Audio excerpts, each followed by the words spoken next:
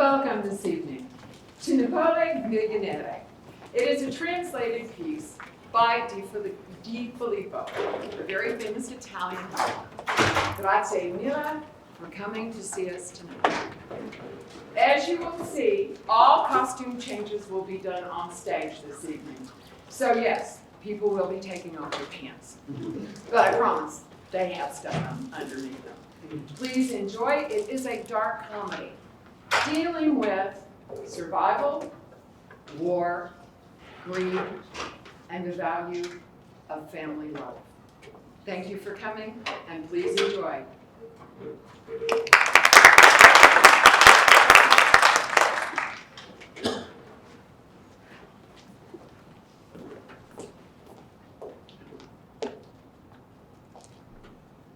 God, I could murder a coffee. It's not ready yet. Why not? Because I'm waiting for the water to boil. Great, terrific.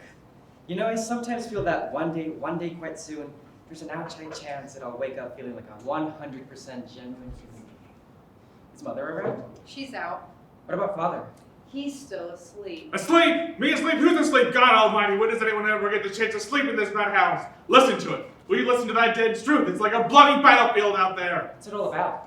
It's Mother and Donna Vincenza at it again. Oh, God, say no more, say no more. They're only talking. Talking? You call that talking? Ye gods ripping great hunks out of each other. You can hear the blood flowing. Why do they always have to be fighting about something that happened weeks and weeks ago? Simple, because Donna Vincenza's a two-faced old bitch. Oh, you're right there. Of course I am, Donna Vincenza, gritty old crone. How many times does she come around here? All sweetness and all light. Mother makes a nice cup of coffee, slips her little goodies for our daughter, right? A couple of eggs here, drop of cream there. And then as soon as she finds out where we get our coffee from, the old bitch is scurrying off to get some for herself. And then what happens? All of our customers go around to her place for their coffee, don't they? Oh yeah, it's a longer walk, but her coffee's half a liter cheaper than ours. Bloody old ratbag. And that's not all she's up to. The old hag's going around now telling everyone we put chicory in our coffee. Oi, hold on, hold your horses, eh? Not so much of our, if you don't mind. This coffee, you and your mother, has nothing at all to do with me. If the cops come bursting in and catch you red-handed with it, then that's your business. Don't drag me into it. If it was left to you, we'd all be starving. Wrong, Missy, wrong. If it was left to me, we'd all be living like honest people. And what's so dishonest about selling coffee? Too bloody true. If we didn't do it, there'd be plenty of others bursting their boilers to jump in the bandwagon. You better believe it, mate. Just look at Donna Vincenza. Listen to me, son. Let me tell you something. What? Last week, only last week, someone around here threw himself out the third floor window. So what's that got to do with me? Plenty. You want to try doing it yourself sometime? No point talking to you. You don't understand nothing. You're nuts, you are. Well, I'm simple foggy, aren't I? I don't understand nothing. Poor old soul, you got to feel sorry for him, haven't you? Well, listen to me, my little Chucky eggs. You're the ones I feel sorry for. You lot! Dear gods above, what a crazy mixed-up generation. Tell me something. Just tell me this. You know that coffee you sell to the customers for 3 lira a cup? Well, has it occurred to you where the black marketeers get it from? I'll tell you. They get it from the clinics, and the hospitals, and the infirmaries, and the children's wards. Give it over, Father. Give it a rest. You're talking a load of old crap. What clinics? What infirmaries? They've got a sniff of coffee. So how can they sell it if they haven't got none? You got to face the facts, mate. Who was it that came around here the other day offering to sell Mother 5 kilos of coffee at 70 lira a kilo? You know perfectly well who it was. Some big, fat, bloated fascist hire. And the only reason Mother didn't buy it was because she didn't know who it was. For all she knew, it could have been a trap. A typical police fit-up. Of course it could. We're talking about facts here. We're talking about the high-ups who should be setting a good example to poor, ignorant, starving scum like us. All they are is a load of thieves and crooks. So you look at them in their smart suits and their swanky cars, and you say to yourself, you know, mate, you've got the right idea. You're on top of the world, aren't you? You've got a wallet full of cash and a great, big, fat, groaning belly. And what about me? I'm dying of starvation. So what's the answer? Simple. What's good enough for you is good enough for me. Right? What's yours is mine. Everyone for himself, everyone steal. Right? Oh no. As long as you live under my house, you do not steal. Understand me, you never ever steal. You don't even think about stealing. All right, keep your wool on. I was only joking. Gosh, can we even crack a few measly jokes now? Oh, screw the coffee. I'll get myself some breakfast. For Christ's sakes, it's empty. What happened to my leftover spaghetti? How should I know? I was saving this for breakfast. I saved it special. Someone snicked at my spaghetti. Father, have you been in my spaghetti? Oh, wasn't it mine? No, it was not, you bastard. It was... You know, it's a wonderful thing living in this house, isn't it? Feed off the fat of the land we do here. Slap up meals morning, noon, and night. Take what you like. Dig in, lads. Plenty of more where that came from. So where's your spaghetti then? I suppose you guzzled it all back yesterday, didn't you? How am I expected to remember? Yours, mine, is everyone for himself these days. You said so yourself. I'm stumped. How do you do it? Do you get up special in the middle of the night? Eat other people's food so you can keep going till morning? What's next? Oh, I'll tell you. You'll be prowling around at night eating our socks and our cats. What a song and dance to make over a miserable bit of spaghetti. It was not a miserable bit. It was a large bit, and it was mine. Just listen to him. Anyone think it was the end of the world?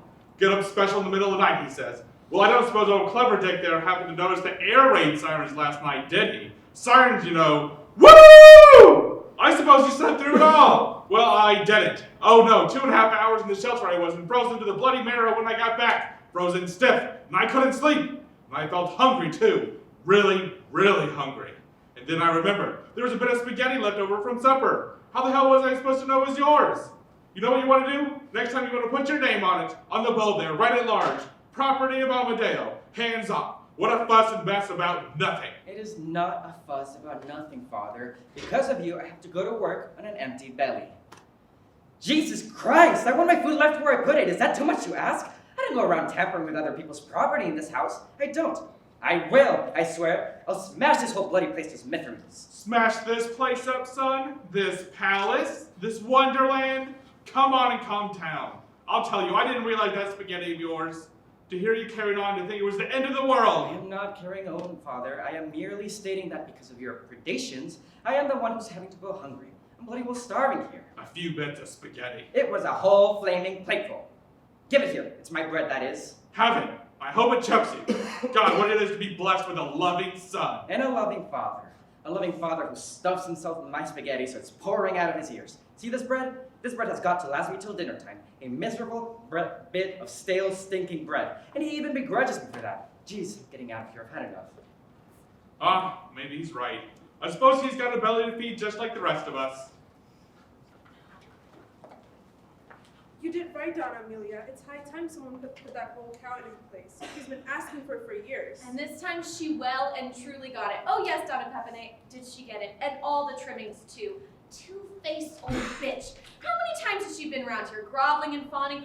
Oh, Donna Amalia, love, don't you happen to have a fresh egg, do you? Oh dear, Donna Amalia, I seem to be right out of spaghetti. In and out like a stroker's shovel. There's no end to it. A joint of boiled beef here, a hunk of salami there, and food ain't cheap either.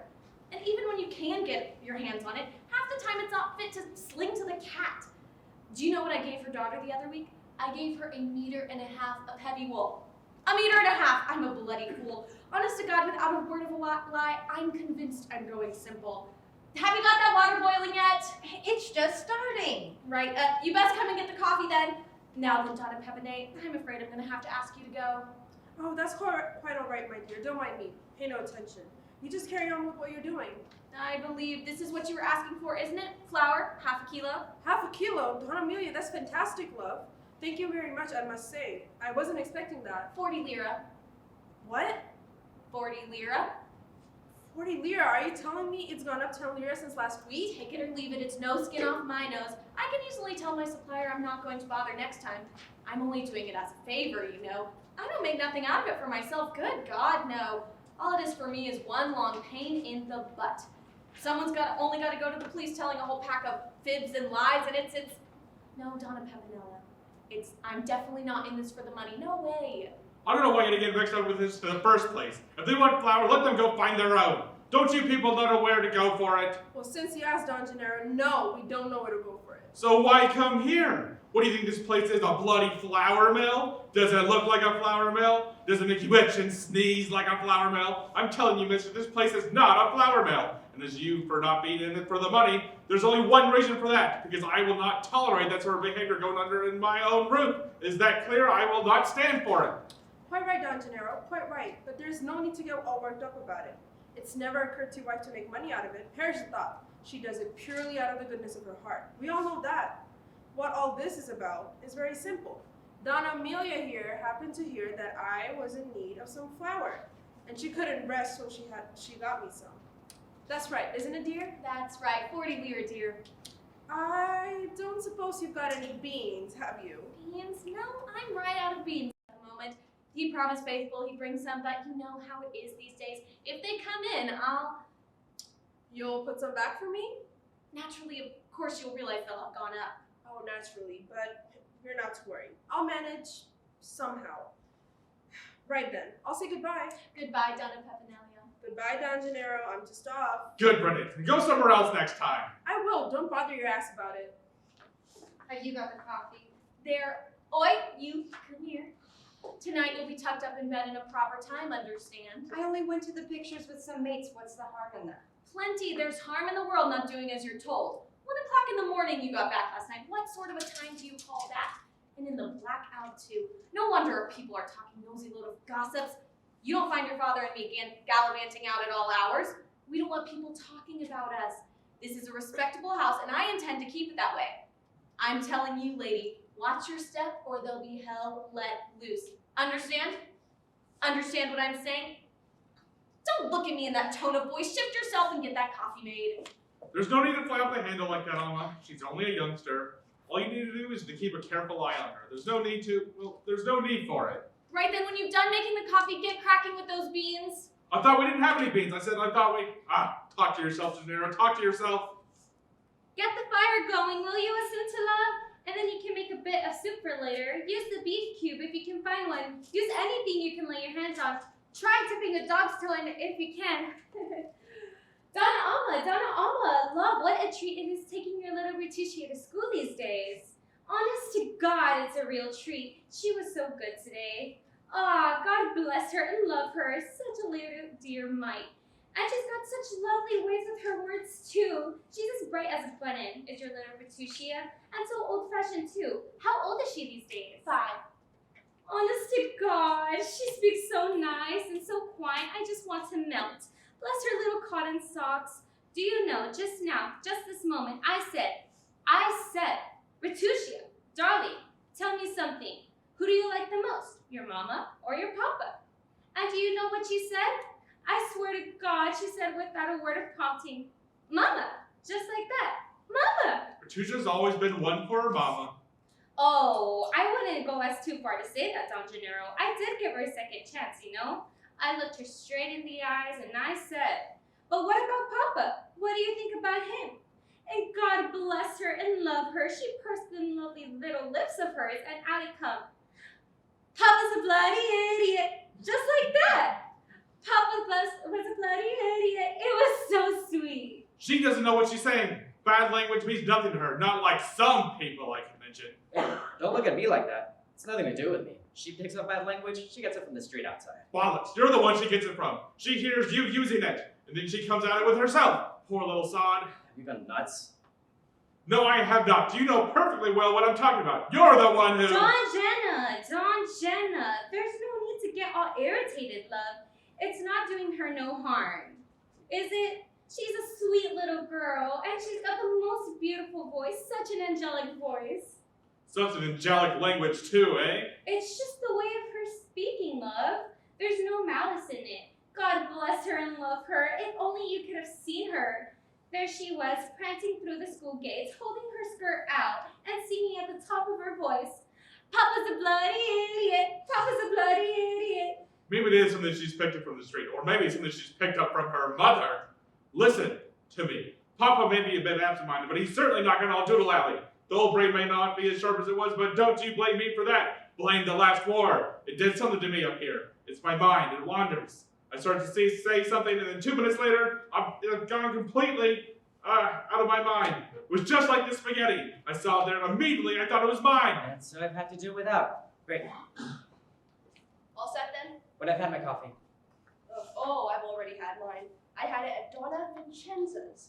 Do you know Donna Amalia? It's half a lira cheaper than it is here at your place. Then you'd be better off drinking at Donna Vincenza's permanently then, wouldn't you? Oh, no. Her coffee's rubbish. Gnat's piss it is, nothing like yours. I told her so. I said, the coffee's not a patch on Donna Amalia's, and it isn't. Having a shave, are you, Don Gennaro? Having a shave, be good God, no. I'm having a crap, aren't I? Sorry, seemed to have said the wrong thing. Look, mate, instead of asking bloody stupid questions, why not save your breath and speak when you're spoken to? Yeah, right. So what do you think of the warden, John Gennaro? Don't try that on me, son. I know what you're up to. You're trying to take a rise out of me, aren't you? No, I'm not. Yes, you are. Well, you just pin your back and ears and listen to me. All I say about the last war is this. If I had I'd have the whole bloody lot sorted out tomorrow. Of course you would, Don Gennaro. No doubt about it. I mean, look at all these shortages. You'd soon get rid of them, wouldn't you? Shortages? Shortages? What shortages? There aren't any shortages. There's an ample sufficiency for everyone. Flour, oil, butter, cheese, clothes, and like that's the same old story all over again. What old story, Don Gennaro? You're too young to remember, but we had exactly the same setup as the last war. Exactly the same. Short supply, prices going through the roof, everything disappearing under the counter. And what do you think people start wars in the first place for? I don't know. To make everything disappear. Cloth eaters. It's true. They make everything disappear. And then what do? They slap on price control. Price control, that's the answer, lads. They say, bollocks. Price control has always been and always will be the ruin of mankind. Well, just you listen to me, my friends. Price control is the root of all evil. The minute you bring it in, you play straight into the hands of the shopkeepers and the wholesalers. Oh yes, they're right into their sticky, greedy hands. It's an open invitation for them to line their pockets. So what's the ordinary man in the street left with? I'll tell you, he's got three choices. Die of starvation, go on and perish, or end up in prison. Do you know what I do? I bring an edict. I bring an edict with immediate, and I do mean immediate, an edict with immediate effect. Good morning, one and all. Now then, Don Gennaro, what's this you say about an immediate edict? If you come here for a coffee, have it quick and then bugger off. I don't want to bugger off. I want to hear about your edict. Is that coffee ready yet? Give it another minute. Come on, Don Gennaro, don't be shy. That's not like you, my old chum. Tell us all about this edict of yours. We're all ears, aren't we? We're dying to know about this edict. Oh yeah, of course we are. What edict? Well, it's a proposal of mine, you see, a sort of proposition. We were talking about shortages, and I say there aren't any. I maintain if it weren't for price control, there'd be an ample sufficiency for everyone. How can I put it? Well, it's hard to explain in a couple of sentences. It's bloody impossible, in fact. Well, couldn't you kind of sum it up in a nutshell? Yeah, put it in a nutshell. I'm not much good if it goes on too long. It slips in one ear and out the other, you see. No one's asking you to listen, idiot. Why don't you bugger off? Carry on, Don Gennaro. Just ignore him. Right. Well, as I was saying, it'd take a lifetime for me to explain it all properly. I mean to say, I've had not much schooling and not been in politics sort of thing, you know, it's... What I'm trying to do is give you the experience of a lifetime. I've seen it all, you see. My God, have I had my ups and downs. I've served all through the last war, and if anyone doubts it, I'll show you my discharge papers. Served his country honorably, it says. You don't believe me, right? I'll go fetch them. No, stop. Now then, what was I saying? Yes, price control. The thing is, price control was brought in for one reason only, to benefit a specific strata of people. The people who know how to hold a pen. What people? The professors, of course. The intellectuals. The bastards who know how to work things out to their advantage and to our disadvantage. Well, don't look so stupid. It's perfectly simple. What they're saying about price control is this. Listen here, you silly twats, you don't know how to manage what you got. So we'll take it off and manage it on your behalf. And so what they're trying to do, ipso facto, is to make out that ordinary people, folk like you and me, are too thick, lazy, and pig ignorant to take responsibility for anything. They go on about it. By the time they finish, everyone is so confused they believe them.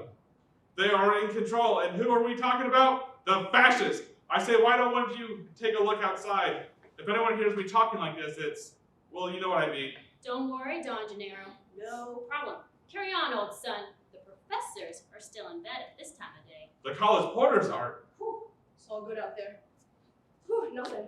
All good, Don Gennaro. Carry on. What about Our Lady in the street out there? Madonnas have ears, you know. What was I saying? Oh, yes, the professors and intellectuals.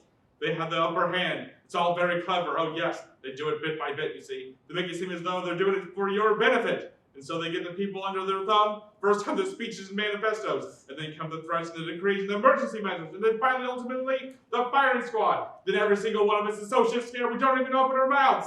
I wish you'd keep your voice down, John Jenna. Mother to God, if the police... I know, Donna Adelaide, I know. Look at us now. Little by little, we got to the point where nothing belongs to us anymore. Nothing Streets, buildings, houses, gardens, nothing is ours. It's all been appropriated. But, my friends, who was it who declared war? The professors, say the people. The bloody professors. And so if the war's lost, it's the people's fault. And if the war is won, the professors take all the credit. Now I know what you're going to say to me. What? You're going to say, what has all this got to do with price control? Well, I'll tell you, price control is one of the ways they use to humiliate people. Keep them in their place forever in a state of abject inferiority. So what am I going to do about it, you ask? I'll bring an edict with immediate, and I do mean immediate, an edict with immediate effect. They'll give each person his own little bit of responsibility. And all these little bits of responsibility added together become one single responsibility shared out equally. And so there's no person on earth who can stand up and say, look at me, I'm a responsible citizen and you are not. I didn't understand a single word of that. Of course you didn't. If you did, we wouldn't be in this mess right now. Why don't you finish your shaving and get dressed? All I want to know is one simple thing. When are they going to give us some petrol so we can get our taxis back out on the road again? Aha! An edict with immediate effect. There are to be 9 drivers to every taxi. 1 behind the wheel and the other 8 pushing. Good morning, everyone. Good morning, Don Ricardo. The coffee won't be a moment. Oh, thank you, Donna Amalia. Most kind. Do you know, I don't think I've closed my eyes once during the night. Quite excruciating. My dear wife, poor soul, goes completely to pieces when she hears the sirens. Of course, we got back safe and sound from the shelter with the children, our 3 precious handfuls. But it's not the same, is it? I mean, any thought of sleep was completely out of the question. My poor wife was trembling like a leaf. Yeah, they certainly blew the shit at us last night, right enough. Well, according to my neighbors, they got 2 big houses and a factory. Looks like they're starting to mean business then. You go and keep a lookout on the street. Yeah, that bombing, it well and truly put the fear in me last night. Me too. Do you know, I've only got to hear the sirens and I'm away. I don't stop for nothing. I'm off. I could be in the potty for all it matters, but I just drop everything. And off I go to the shelter. I've no shame, I tell you. I'll tell you where it gets me, the old guts. I get this icy cold feeling running up and down my back and the old guts start. It's no use hanging around them. Whoosh! Lavatory, here I come. Well, I'm no hero, no need to pretend about that. I'm a realist. That's what I am, a realist. How long do you reckon this war's gonna last? Who knows? Somebody was telling me the other day in the cake shop that it's gonna get worse. According to her, the whole of Naples is gonna be bombed flat. I mean, what do you think? Are we all gonna get wiped out like she said in the cake shop? Exactly. How much worse is all the bombing going to get? Christ, it's not gonna get worse, is it? So they say, love. Next on the agenda is poison gas. Ah, so this is what they got in store for us, is it? Total and utter annihilation. It's bloody barbaric. What's the civilian population got to do with it? Why do they want to bomb our houses and our tram depots? It's got nothing to do with us. According to this, the authorities are going to bring in another age group for college. Oh my god. What are you saying, Don Ricardo? They're not going to call up the rejects as well, are they? That'll mean Amadeo will have to go. Who knows what they'll do? But my dear sir, you must have some idea. You read all the papers, don't you? Look, all we want is some sort of hope, something we can hang on to. Ah, I see. So, to make you feel better, I got to tell you that the air raids have stopped, have I? All right. The air raids have stopped. No one is being called up. The traffic's back to normal. The shops are all open and bursting with food. What on earth gives you the idea I know anything more than you do? Because, well, someone like you in a collar and tie, well, it stands to reason. Well, if that were the case, my friend, but a collar and a tie is no crystal ball, I feel. Maybe. But look at all the people you rub shoulders with, the high-ups and the people in the know. High-ups? What high-ups? I don't know any high-ups. I don't talk to them, I talk to no one. I know nothing. Come on, let's get Adelaide. He's got nothing to say. You do right, mate. Keep your trap shut. It's the best road out these days. That's just what I say. It's best not to talk too much. What I say is this. What's your business is absolutely nothing to do with me. Keep your nose out of it, Adelaide. Keep them lips buttoned tight shut. And I do. Okay then. Ciao all. You coming? Yep. Are you fit, mate? Right, ciao. Well, I can't stand here begging like this, Donna Alma. I've got work to do. As you know, I'm not one for talking and gossiping. Oh no. I like to get on with things. Goodbye, Donna Adelaide. Goodbye, Donna Alma. Papa's a bloody idiot. Papa's a bloody idiot. Such a sweet, angelic child. Bless her, let us call him Scott. Now then, Don Ricardo, what can I do for you today? Yeah, well, Well, you're all right here, mate. Say what you like. We won't give you away. We think exactly the same thing about things as you do. No doubt about it. Fire away. Feel free. Donna Amma, I was wondering if, have you managed to get hold of any butter? Oh no, Don Ricardo, you'll have to come back later. I'm afraid I was promised some, but you know how things are. If they can get a better price somewhere else, that's the last you see of them. If he comes with some, then of course it's yours. You know, we don't use it. It's far too expensive, and I mean to say, who can afford it these days? Yes, indeed, who can afford it? In any case, you don't make anything out of it, do you? Don Ricardo, if you're going to talk like that, then you can forget about me getting butter for you.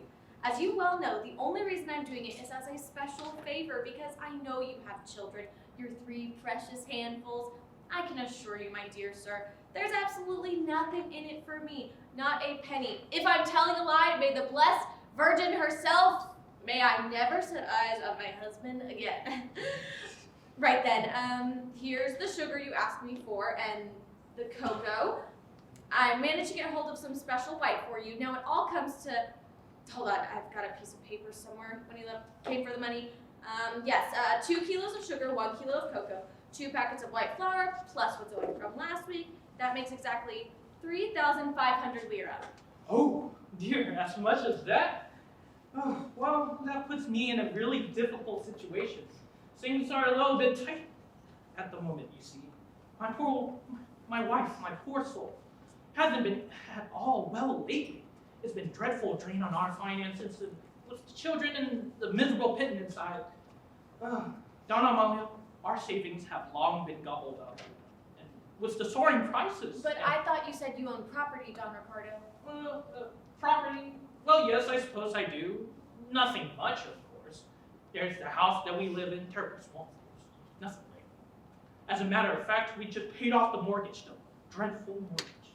Years and years of scrimping and scrapping and working all the long hours God knows And the other property? What? Your other property, Don Ricardo. Well, hard to call it property, Donna Amalia. 2-minute apartments, that's not what you call property. I mean, do you know how much rent they bring in? 200 lira a month in one case and 300 in the other. So what should I do? Sell them? Deprive my family of the one pathetic bit of income that keeps body and soul together? Surely you don't expect me to do that.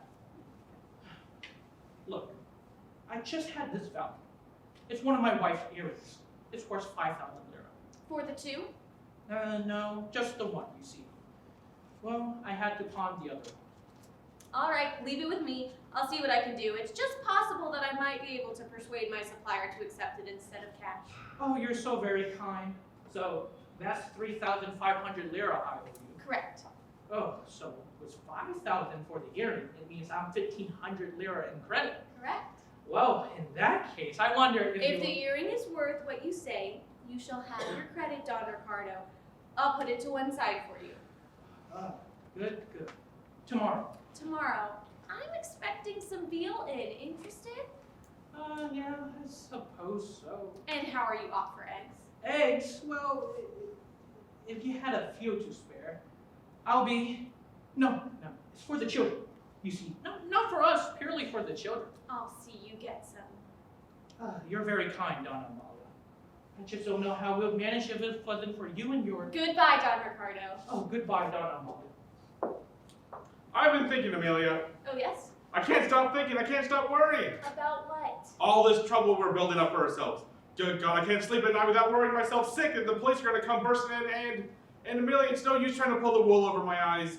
It's not just the odd cup of coffee, is it? There's far too much coming and going for that. Every hour of the day, there's people clamoring to the house for butter and rice and pasta and beans and God knows what. Well, how many more times do I have to tell you? This stuff doesn't belong to me. I'm just doing it as a favor to the neighbors by keeping it here for them. Out of pure goodness of heart, eh? I've told you, there's no profit in it for me. Absolutely none. Then how can we manage to live like we do? It's the miracle of the loaves and fishes, isn't it? I suppose you're going to tell me next we're living off our rations. If we had to rely on our rations, we'd be nothing but skin and bone. So how do we do it? There's nothing coming in from my side. There's only about half of us still working. So what am I supposed to do? I've been thinking, you see. I've had these thoughts, and they're gone. I was something to do with The ration books, that's it. The ration books. I was thinking if it's impossible to keep body and soul together with our rations. All I'm trying to do, is think of some way we can live like decent, honest people without all this black market business. And well, if we can't, I suppose. We'll just have to keep our eyes open all the time and live with the fear of being caught and sent to prison. Oh God, Alma, please, I beg you, please be careful. You're not going out. Yes, only for a spot of fresh air and a chin wag. I just gotta get out for a bit. If you want me, just shout. Hey, you can't go out. I delivered 200 kilos of coffee here last night. 200 kilos? Jesus Christ, you'll be the death of me. I'm gonna end up in jail, I am, behind bars. I'm the only one to hold responsible for all this, you know? I know we got to help each other in times like this, but this, bloody hell, man, you're bringing everything here. It's not just an odd load, is it? It's every day, I tell you, Donnery. I'm petrified. I can hear the prison doors clanking behind me. I can hear the clank of the rifles. Where will you put all this coffee then? You know perfectly well, under the mattress, 200 kilos of coffee. God almighty, look at this. Rice, pasta, and the cheese. It has to be stuck under here. The smell at night. Dreadful, it's all I can do to breathe. Just try and put up with it for a bit longer, Donjana. I'm sorry, Donnery, but what about my health? God, the stench is unbearable. Sometimes when the sirens go, I leap up and I say, thank God it's the liberation. It's only for a little while longer, Donjana. Sugar, flour, lard. Christ, what are we, a food depot? Look, Don Gennaro, just stick around, eh? Don't go too far. You might not know when you'll be needed, eh? Don't worry, I know what I got to do. I won't let you down when the time comes. Oh no, I'll be here playing my part. All I'm saying is, get this bloody stuff out of my house. Please, please. I'll be down in the corner. If I'm needed, just give me a shout. Right then, how much do I owe you? Nothing. What, you're not making a present of me of all of this, are you? I wish I could. I'd do anything for you. I'd give you my life. You know that.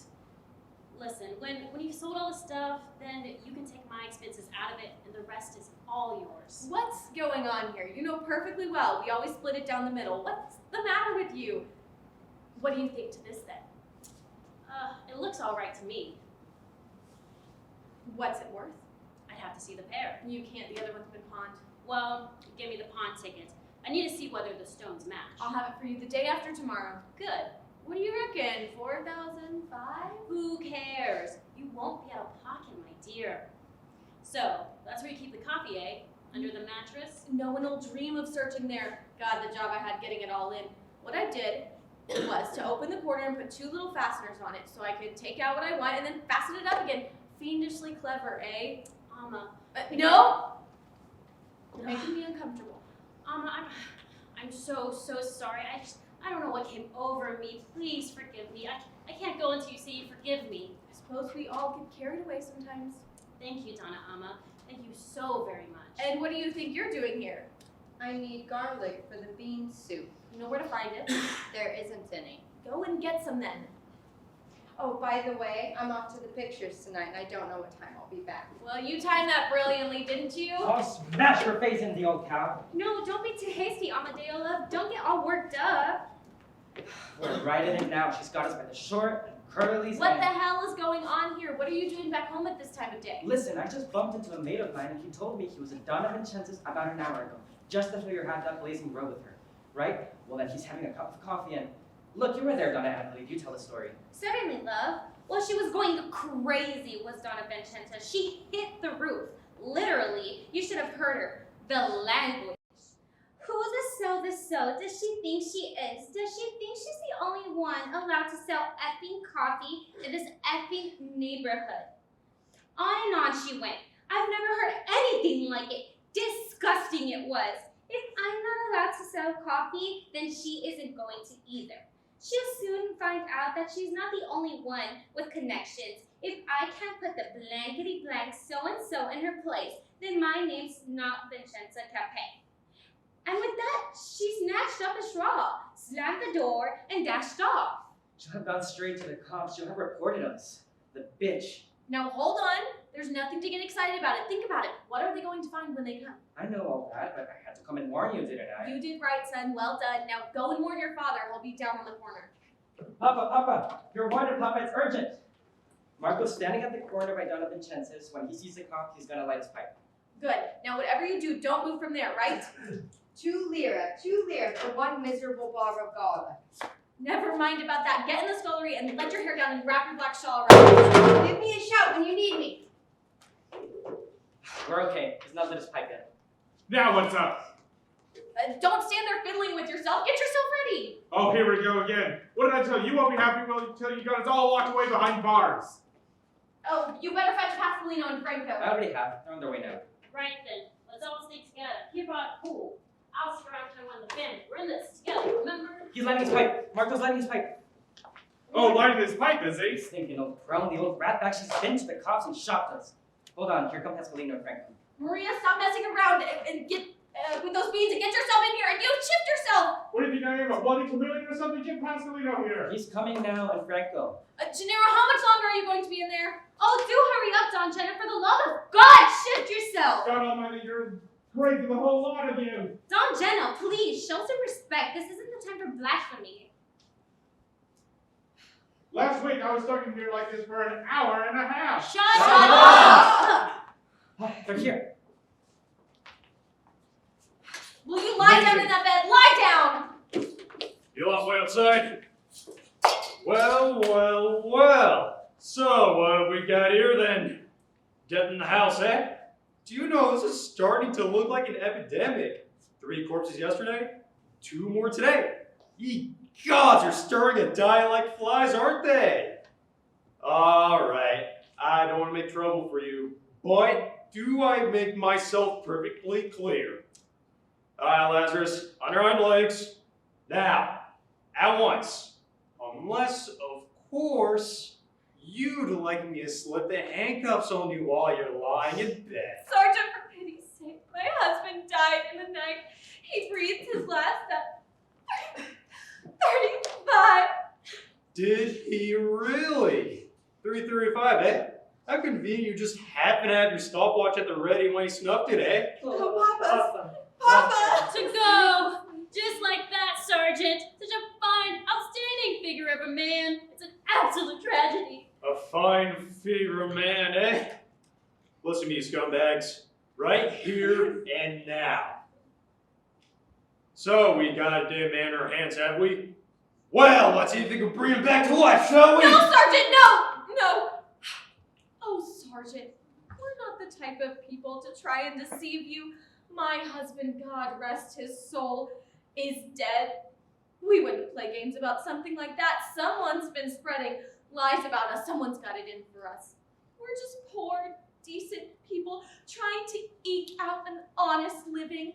Don't you see the agony this family is going through?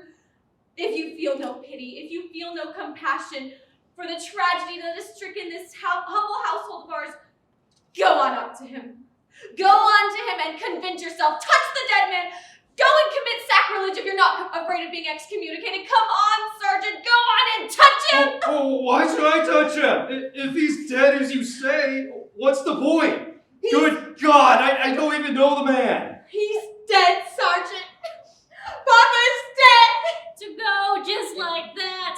A man in his prime. A man loved and respected. Jesus Christ, this has gone beyond a joke. It really has. Fine. So you want me to believe he's dead? Right then, I believe you. I will go further than that. As a gesture of friendship, I will offer you a little comfort in your sad bereavement. I'll sit here with you and keep you company till the dear departed is carried out of the house. Does that satisfy you? Padre mio, reciban sus armas, Dios, Knight of the Holy Cross, listen to our prayers for our deep sorrow for your enormous beholiness. Show us signs of your kindness. Sergeant, there's a very good shelter just across the way. We don't have to stay here on Pravdo, you know. Don't worry about me, my dear. You go up to the shelter. I'll keep watch over the dead man for you. Well, it would be a sin to leave him here alone, wouldn't it? This is no place for us. No. Yes, sister, wait for me. I'm coming too. There's one. Well. Nuns in trousers. Now that's a sight I never thought I'd live to see. Nuns in trousers, eh? All right, corpse. Come on. Thomas and Val, get down to the shelter. They're getting near. Yes, they're getting near. All right. Hello, there goes the machine guns. Truth, they're gunning us now. Dear, oh dear, that's a bit too close for comfort, eh? You know, I don't know whether these houses will stand up to it. A direct hit, and whoosh, we'll all be blown to smithereens. There goes another. Getting real close now, eh? Bombs dropping all around you and you didn't bat an eyelid. My congratulations, sir. Dedication like that in a corpse is not a thing you see every day of the week. Such devotion to duty. Do you hear me? I said I want you out of bed now. This instant. Are you deaf, you bastard? I said up! Jesus Christ, what have we got here? This isn't a wake. It's a bleeding harvest festival.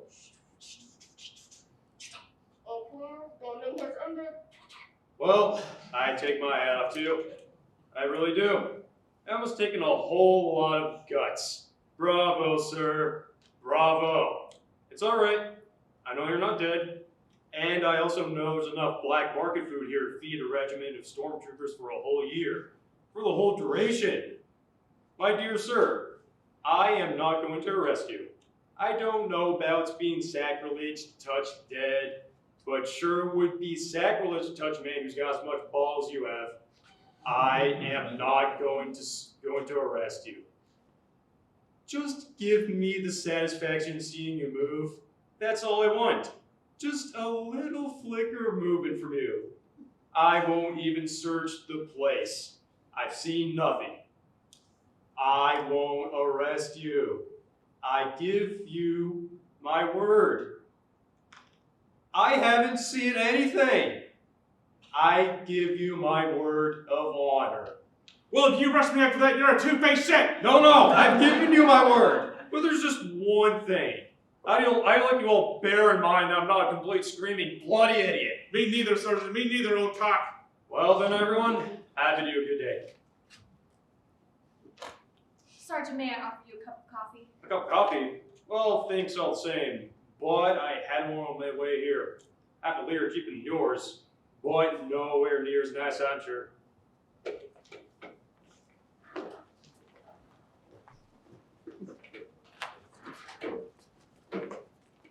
Act 2, Rags to Riches.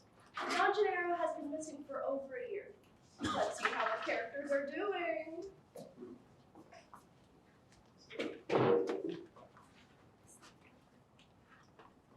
Wow, those There you go. stockings. Good. Sheer Sheer nice. nice. Sheer Who's hungry for, sister?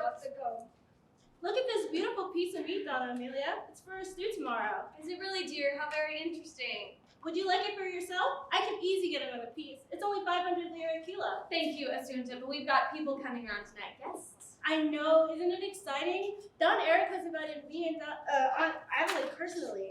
That's why we're keeping the meat for tomorrow. I see. So you and Adelaide are coming, then are you? Well, we won't be short of guests then, will we? No, you won't, will you? And how's little Bertuccia today? Not at all well, I'm afraid. I don't like the look of her. Is Aunt Adelaide in there with her now? Yes, I asked her to pop in. Well, she's only just around the corner, isn't she? And she's so good with young children, isn't she? Oh, yeah, she's got away with them, you see. I think it's her whole... Why don't you nip back home and put that meat out of harm's way? Ah, yes, the meat. Silly me. I'd quite forgotten. Bye-bye then. Goodbye, Asunta. Hi there, Donna Amelia. Good day to you, my dear. Is Maria ready yet? She was well on the way last time I saw her. I see you're all dolled up in your Sunday best, so where are you gadding off to this time? Oh, we're just going for a little stroll around. Really? You want to be careful of those little strolls of yours. I keep trying to tell that Maria, but I might as well be talking to a brick wall. And who's this American sergeant I keep hearing about? Why has he never come around here? Why has he never introduced himself? I think he's a bit on the shy side, Donna Amelia, but he's a lovely fella, oh yes. Real nice he is. The trouble is, he doesn't speak a word of Italian. And I think he's a bit worried he might make a fool out of himself in front of you. You see? I see. It's not like what you think, Donna Amelia. The thing is, he's had to send off for all the papers. Because over there, you have to ask the permission of the president himself in person before you can get married, you see. As soon as he gets the papers, he'll be around here like a shot to ask you properly for her hand. Oh yes, he wants to do everything right and proper. Really? Is that so? Oh yes, now you're not to worry yourself down, Amelia. I know you say we've got to watch out and be careful, but it's not like that, honestly. The point is, they have a different way of looking at things, the Americans. They don't see anything wrong in just putting their arms around you in the street. It's just a way of being friendly, you know. Strange, it's only girls they do it with. You never see them walking around with their arms around each other. Still, I suppose it's their way of looking at things, eh? Of course it is, Donna Amelia, of course it is. They have a whole different outlook on life from us. They're more relaxed, you know, they're more easygoing and free and easy. Anyway, Maria's got it made. They're gonna get married and he's gonna take her back to America. Actually, it was me he fell in love with first. Really? Oh yes. Then he met Maria and he said he liked her better. He was ever so honest about it. He said it straight to my face. Your friend is much nicer than you. Wasn't it honest of him? Next evening, he brought one of his mates with him, and we got on like a house on fire. He fell in love with me on the spot. And I liked him much better than Maria's blow. He was nicer, you see.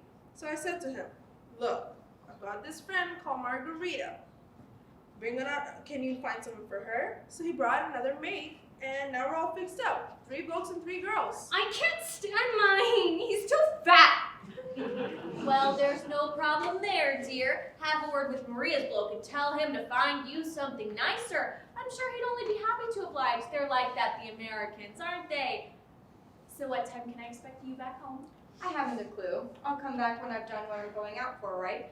I suppose you know your sister's poorly? Yes, I was aware of that. Good. Just as long as you bear it in mind while you're out taking your stroll. Right then, are we all ready?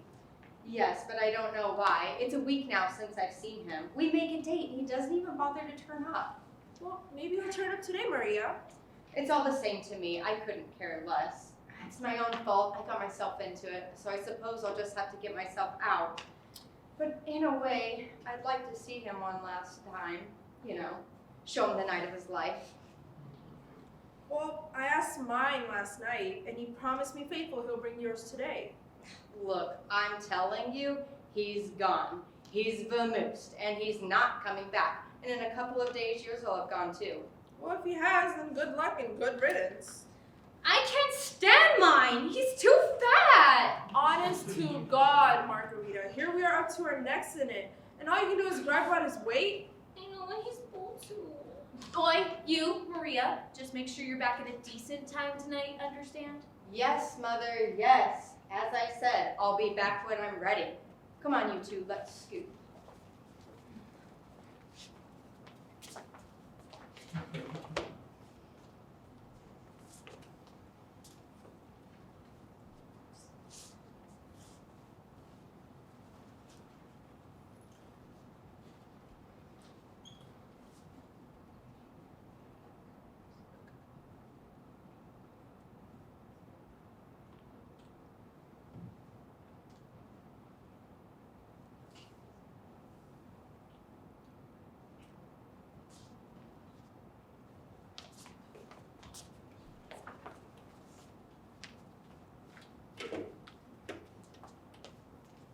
Wasn't it lovely seeing her sleeping there, so peaceful? Bless her little cotton socks, you know? She doesn't look as feverish to me as she did. She seems better, doesn't she? It's always the same with kids. One minute they're up, the next minute they're down. You never know where you are with them.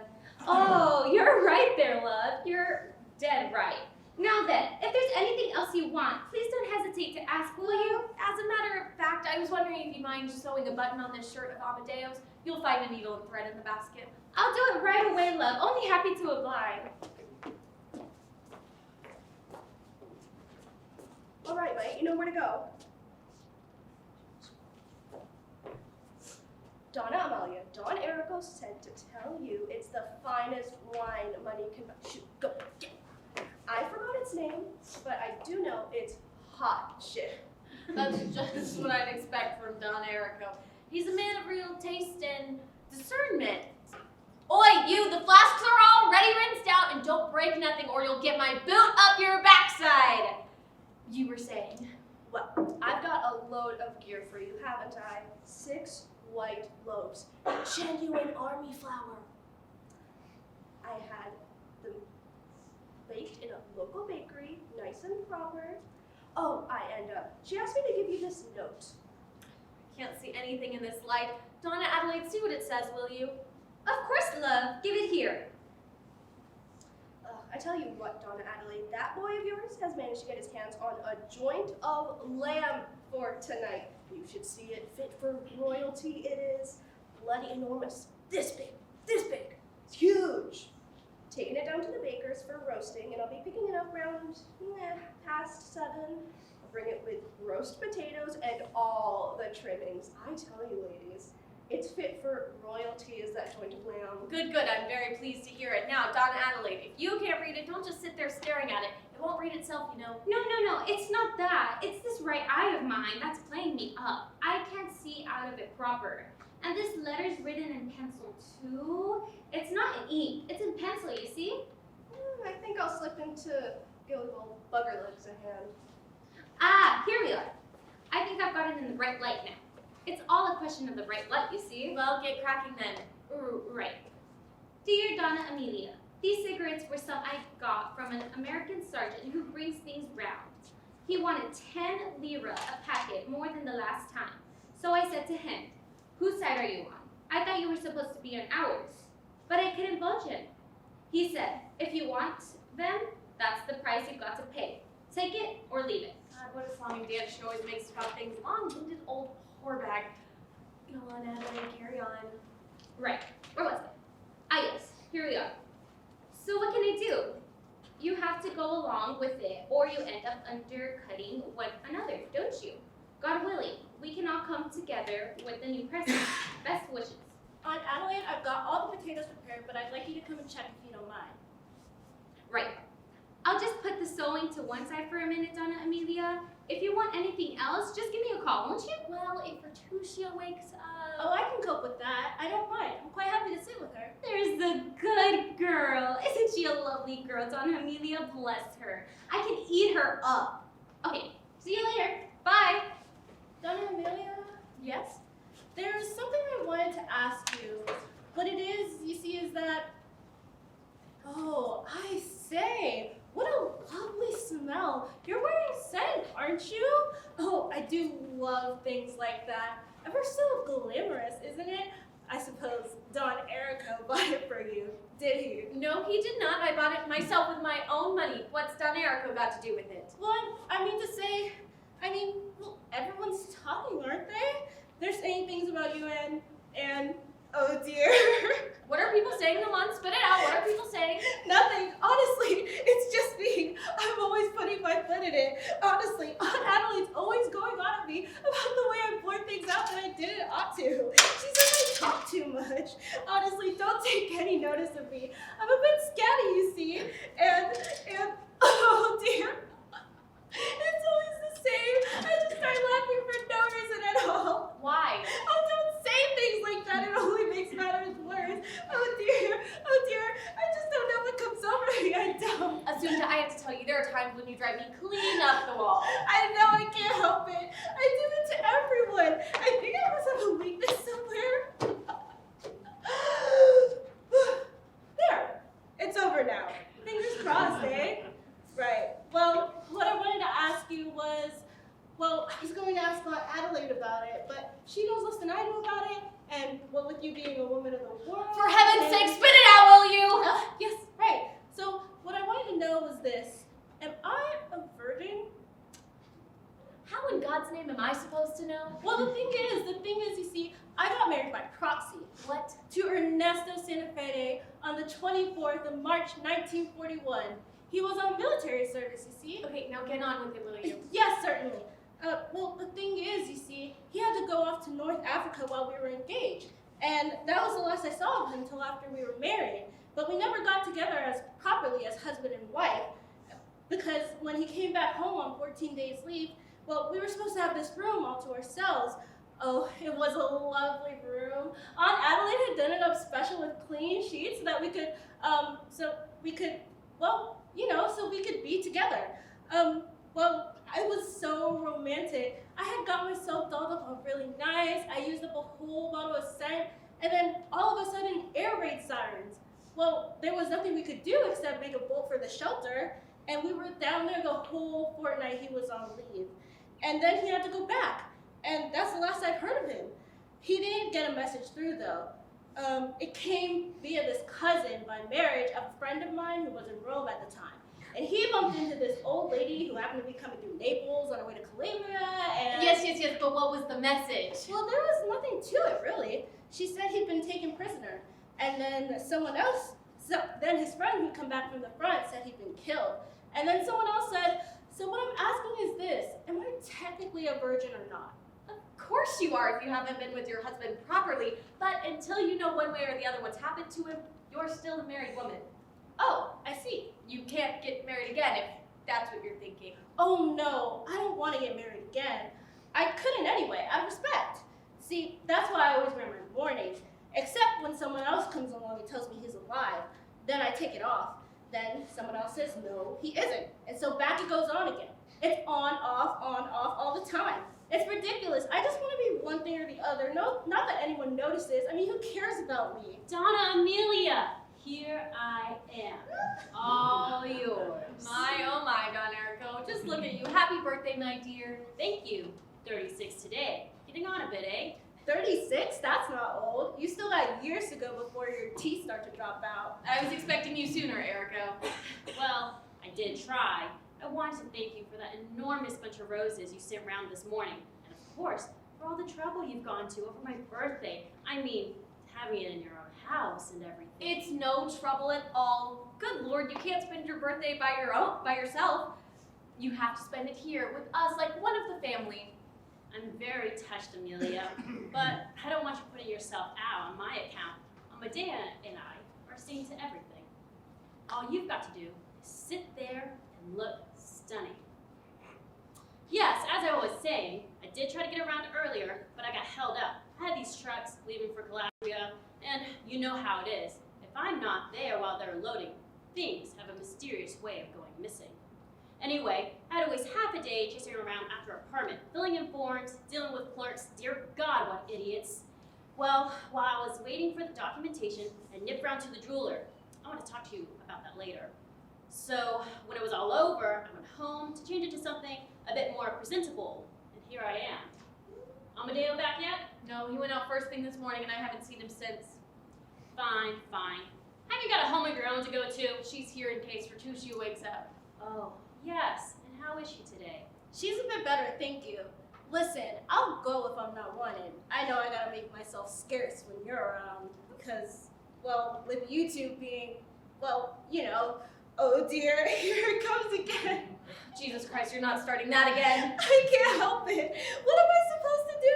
It's a weakness. I just laugh for no reason at all. People don't believe me, but it's true. I'm sorry, but excuse me.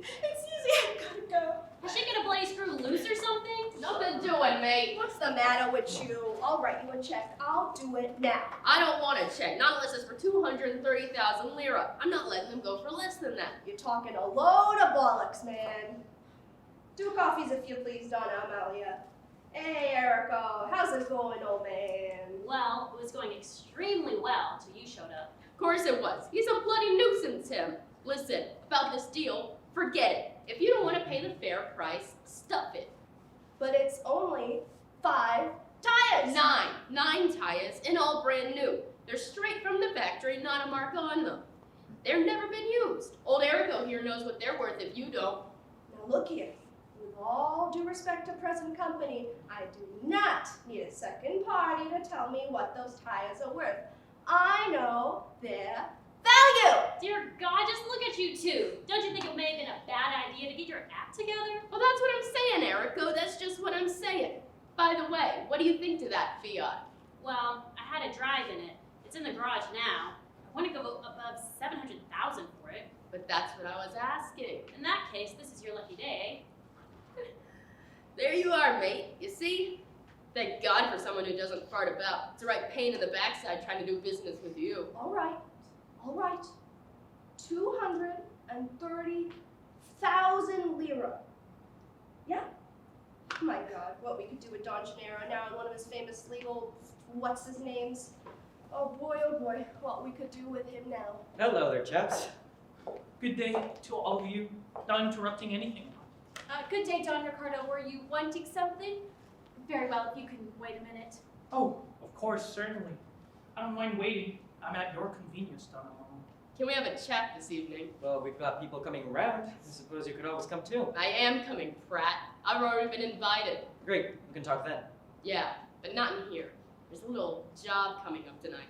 5 new tires. Let's talk about it outside. Right. Donna Amalia, I'll pay for the coffee.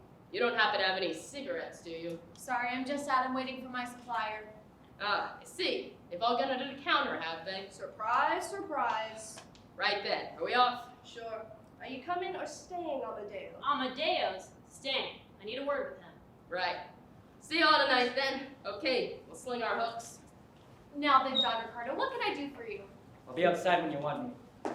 Shoot, I almost forgot my cash. There's 300,000 lira in here. Well, yes, they're not mine, of course. I should think not, indeed. 300,000 lira.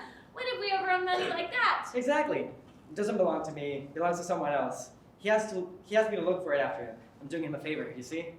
Well, I'll be off. So, Don Ricardo, we'll try again, shall we? Yeah, it's not like I have any, but God knows. I haven't. I have no right. But I was wondering if I could make an appeal to your better nature, Don Amano. How can I put it? Well, when I first found out short of some funds some time ago, you were kind enough to suggest that I dispose of one of the 2 small apartments I've owned. You said you knew someone that might be interested in buying. Well, there was nothing else I could do. I was really desperate.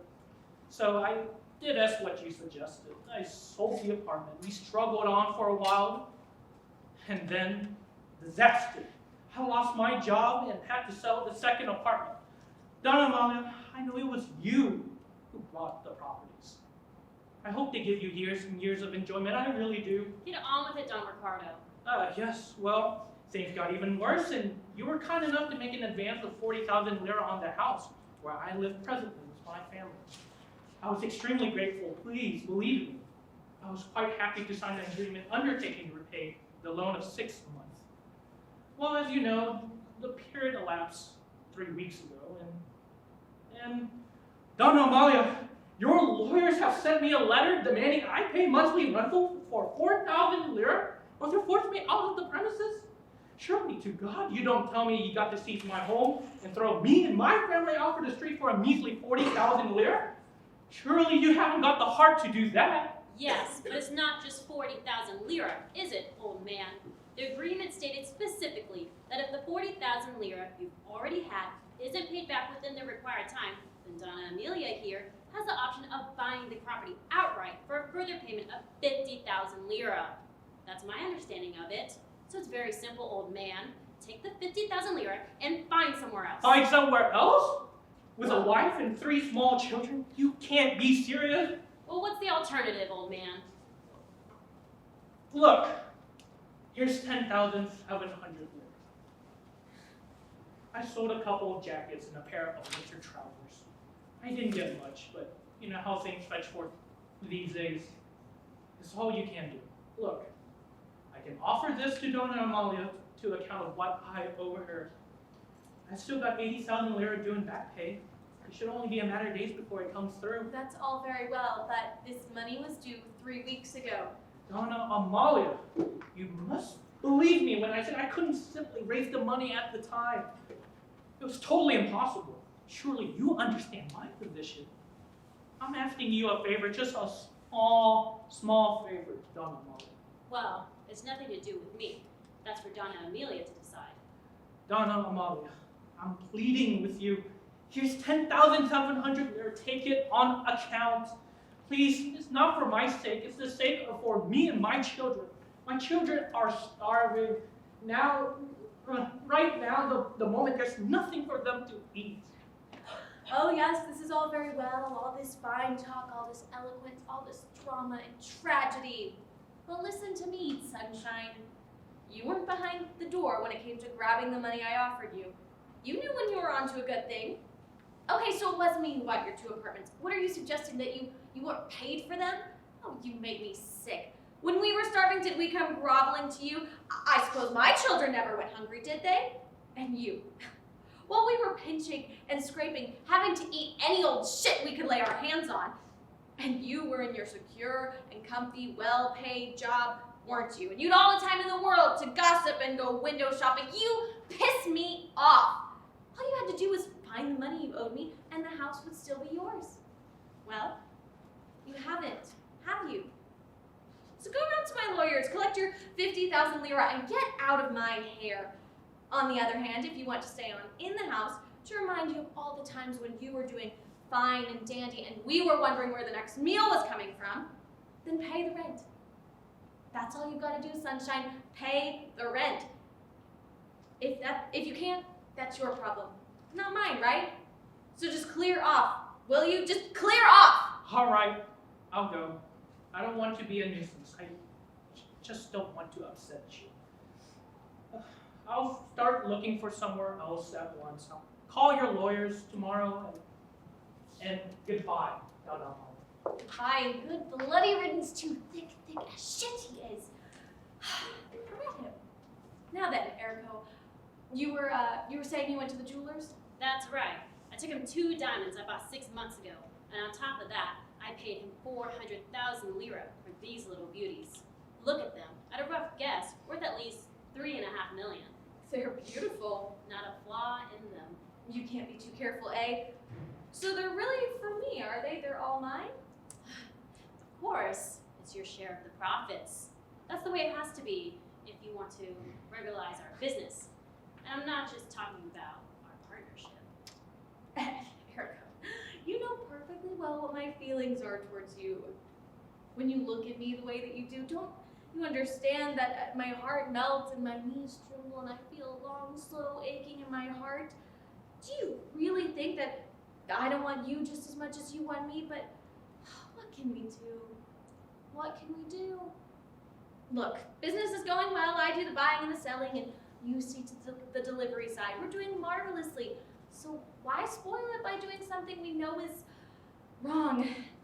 I've got grown-up children, Erica. What would they say? And then there's Gennaro. What about him?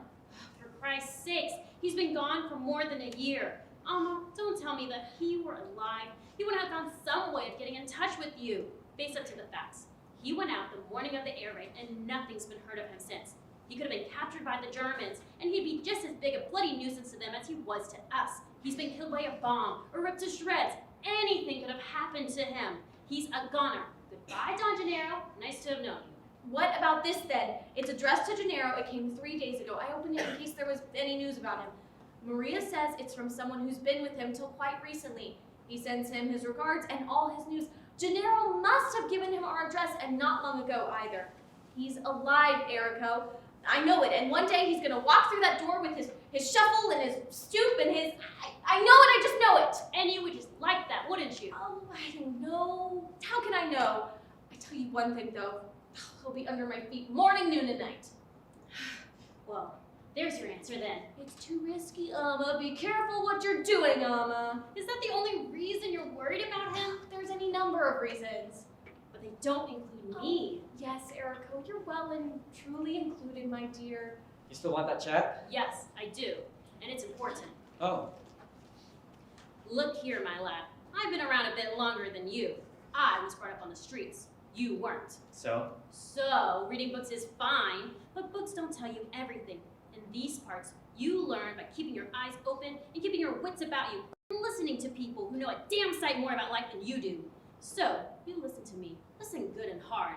You are heading for trouble. Heading for trouble? What do you mean? You're going around with Pepe the Jack. So? Dear God, you're just a baby, a total innocent. You know what's going to happen to you, don't you? You're going to end up in jail. Jail? Where do you think Pepe gets his nickname from? His nickname? Never thought about it. Well, then I'll tell you. He's called Pepe the Jack. Because whenever he spots a likely-looking car, the pair of you will wait till after dark. He gets under it, lifts it up with his shoulders while you scamper underneath and whip those tires off. Who, me? It's high time you were taught a few of the facts of life, my son. You've got it all wrong. You don't know what you're talking about. Come on, Big Cheese, out. You're back early. So what did he have to say then, this fiancé of yours? There is no fiancé, he's gone. Oh dear, what a blow! You'll have to find yourself another one now, won't you? It's got nothing to do with you. It's my life, not yours. I'll do as I like. You mind your own business. Oh, my poor angel. Mummy's little cherub. She quite set her mind on it, hadn't she? America, here I come. Well, what's coming now, sweetheart? Trouble. Trouble? What trouble? You should have taken more interest in me, shouldn't you? What the hell are you talking about? What have you been up to? You should have taken more notice of me when I was going out with my mates. But no, you were just glad to see the back of me, weren't you? It was also very convenient for you, wasn't it? You should have taken more notice of me, but no, it was business all the time. Making money. That's all you thought about. Well, you should have thought about me. You've got the cheek to stand there and tell me I didn't care about you. Me who worked myself into the ground to give you a decent home and me who thought about you every single second of the day. Oh, I don't know how you found the time. I really don't. Not with having to think about Erico every single second of every day. What's Erico got to do with it? Look, you can get this into your head right here and now. Erico is a business partner, nothing more, understand? And now, Madame, let's talk about you and your trouble. Where did it start? When did it start? Here, Here?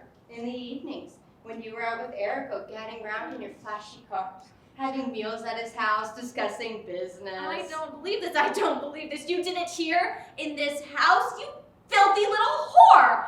And then you talk about me. You're not fit to live under the same roof as me, you dirty little tart.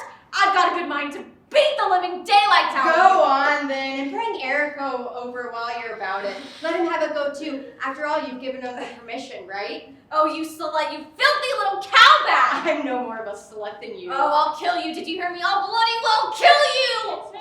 Oh my God, it's Yes, it's me, and I'm still alive. Donna, Amma, Amadeo, Maria, where is everyone? Oi! Where are you all? Donna, Amma. What's all this racket? What's going on? It's your husband. He's back. Don Gennaro's back. Thank you so much. You're very kind. I'll tell you all about it later. Come on in. It's your home. Look, your wife's over there. Jenna, Amma, I didn't recognize you. I didn't.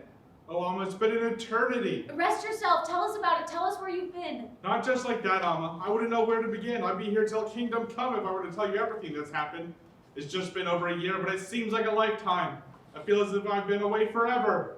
It's all stored away up here. I know I need time.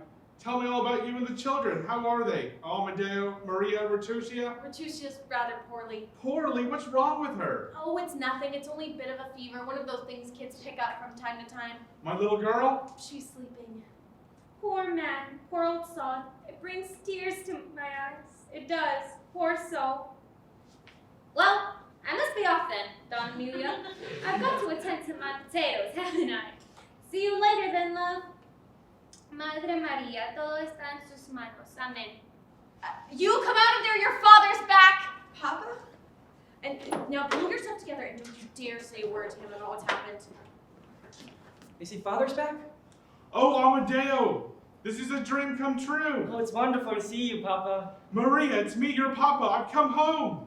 My little room. What happened to my little room? Well, you weren't here and... Very true. I wasn't here. But oh, my little room. My word, you made it look very nice while I've been away. It's lovely.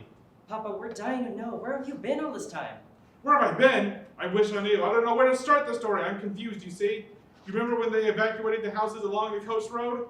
Everyone was given an hour and a half to get out. Streams and streams of people with bundles and suitcases and children. I remember, Jenna. Well, I was caught up in it. I was coming back from Pratt McGorry, and I had about 10 kilos of apples with me, and I was loaded up with bread as well.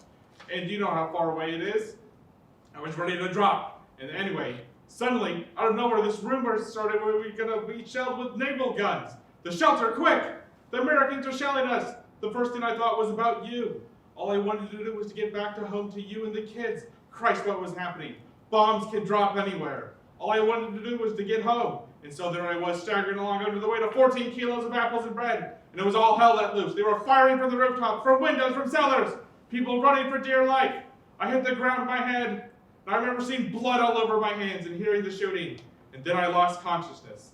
When I came to, I felt as if I was suffocating. I could hear the voices of people shouting and screaming. I wanted to move, but I couldn't. I knew my legs were still there, but I couldn't feel them.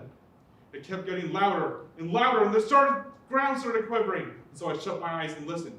Could it be a train? I could hear the rattles of the wheels. It was a train. I wasn't a shelter. I wasn't a train. There was room to move again. It was getting lighter, and I could breathe again. People were moving, getting off the train, and so I got off with them. Where was I? God knows. They treated my injury in the first aid unit somewhere, and then after a couple of days, this German sergeant came up to me and asked what my trade was. And I thought suddenly, dear Christ, if I tell him I'm a tram driver, he's going to say, we don't have trams here, pal, so you're no use to us. Goodbye, Gennaro, goodbye. So I squared my shoulders, puffed up my chest, and I said, I'm a laborer, mate. I'm a humper of stones, and so I hump stones.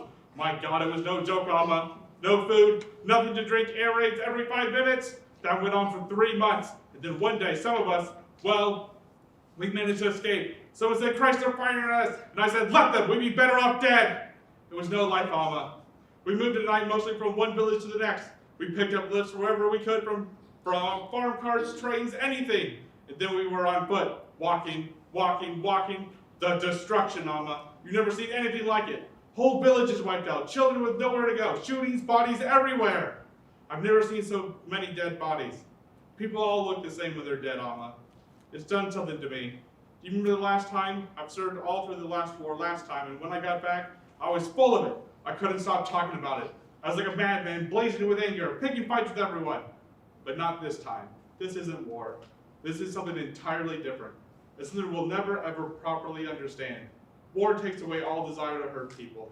Oh, Alma, don't let's harm anybody. Don't hurt them. It's all right, Jenna. It's all right, my love. What was I saying? Ah, yes, village to village, and I got friendly with someone, and he and I found a deserted stable, and we used to sleep in it. In the mornings, I go out and look for work, and he'd come back in the evening. And then I realized he never went out at all. Never, ever.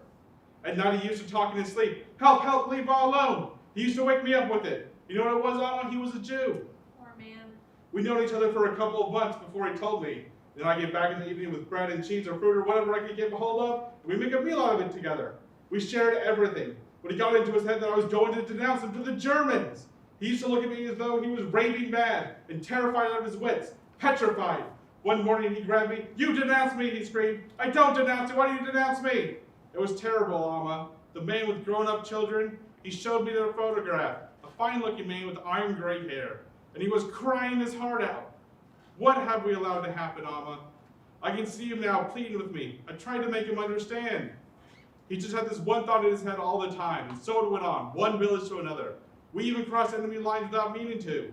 The first we noticed was when the soldiers were wearing different uniforms. We just flung our arms around each other in sheer joy. We just become like two brothers. I gave him my address. Just in case, I said. Just in case. That explains this then. It came the other day. It must be from him.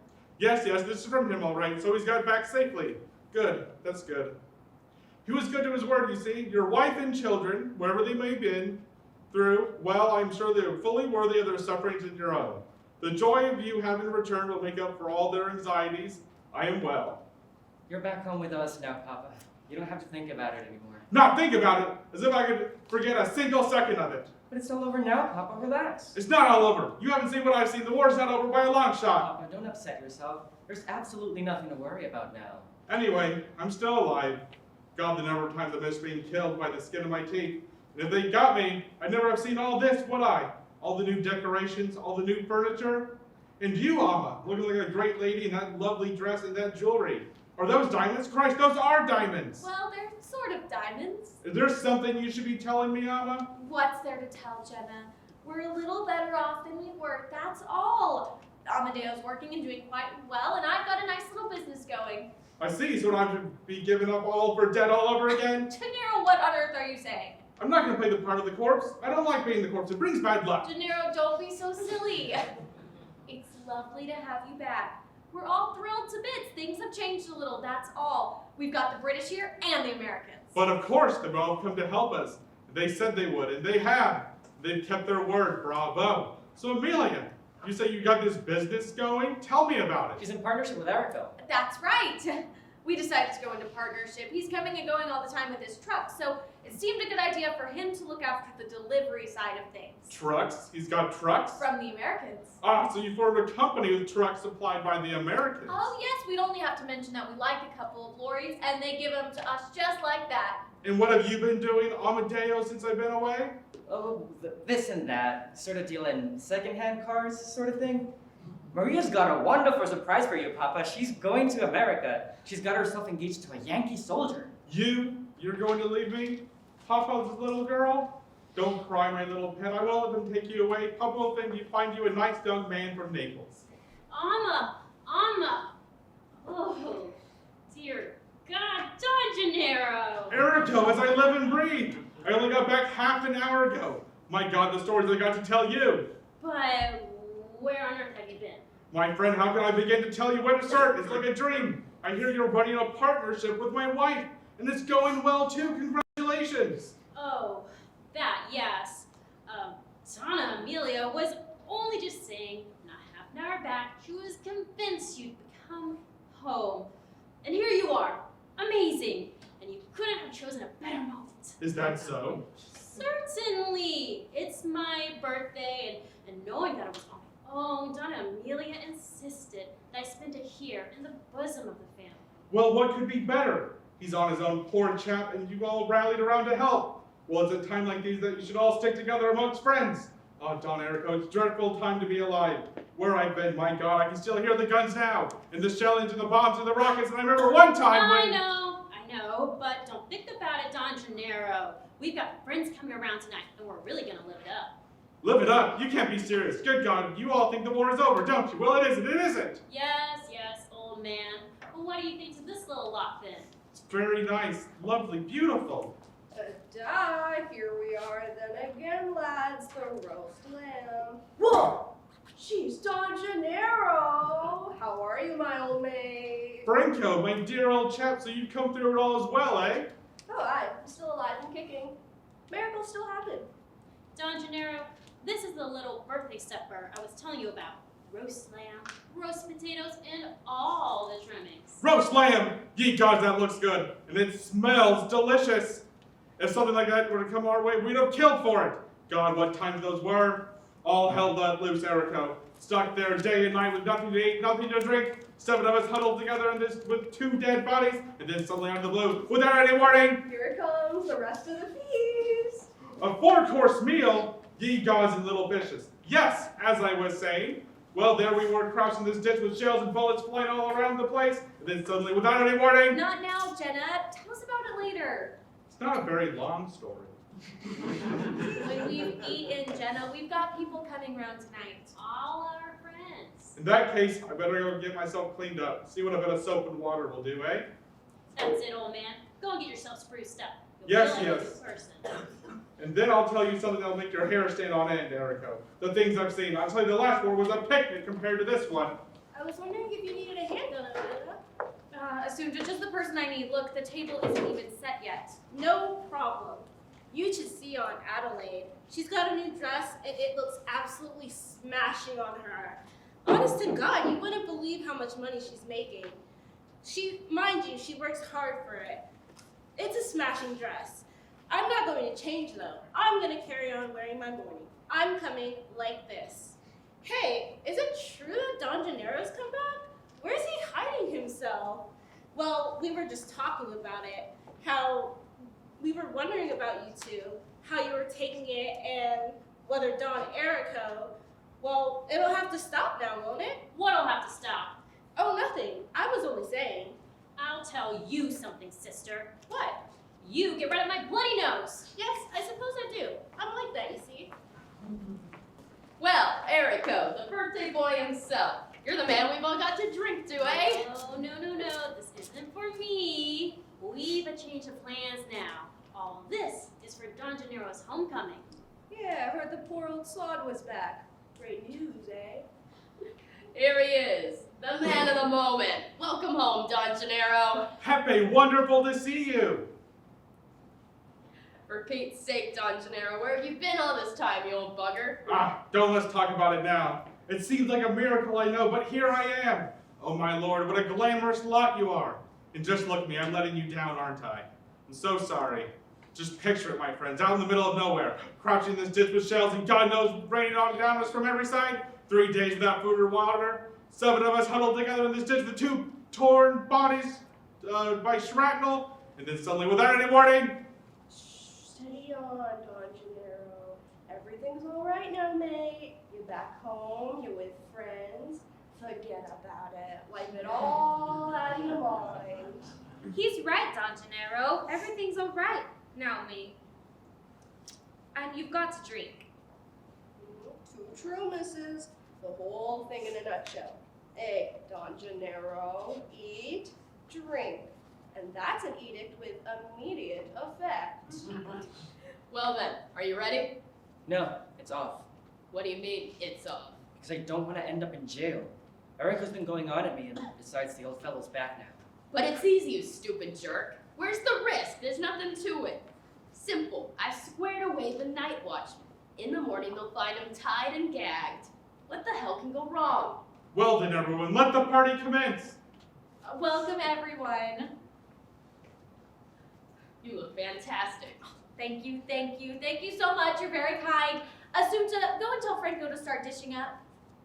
This is like something out of a film. Here I am back with you all, and I keep thinking I'm dreaming. Well, that's the way it goes, old man. Yes, I suppose it does. It wasn't the fact that you had nothing to eat or drink. It was the fact that it had preyed on your mind. Do you understand that? And then on top of it all, there was death staring you in the face every minute of the day. As I was saying, we were in this middle of nowhere with this ditch, and then suddenly, without any warning, this truck looms out of nowhere. Oh, talking about trucks. Sorry, Don Gennaro, but if I don't mention it now, I'll forget. Federico, there's a truck going for sale, all taxed and licensed, right? I'm gonna look at it tomorrow, if you're interested. Yes, I am. I'll come with you, and I'll bring Pepe as well. I shall want my 10%, you know. But of course, you're on, mate. We'll make a day out of it. Anyway, there we were in this ditch, all 7 of us huddled together, the bombs dropping all around And us. the shells! Don't forget the shells, mate. Here we are then, lads. Here we go. Don't look so worried. Don't look so glum. It's all over now. It's all over and done with. All over and done with? What's over and done with? Look, all right, have it your own way, old man. Can we just, for one moment, concentrate on all the festivities and forget all about your woes for like an hour or two, eh? Amma, I'm just popping in there for a minute to see how Bertuccia is. Don Gennaro, where are you going? You're not leaving us now. No, I'm just gonna sit with my daughter. She's a bit feverish, you see. I'll come with you. No, Amma, you stay with our guest. I don't seem to have any appetite. I'll come with you, Papa. Is anything the matter? No, Papa. Woo-hoo, here we are again, lads. The wine. Eat, drink, and be merry. Woo!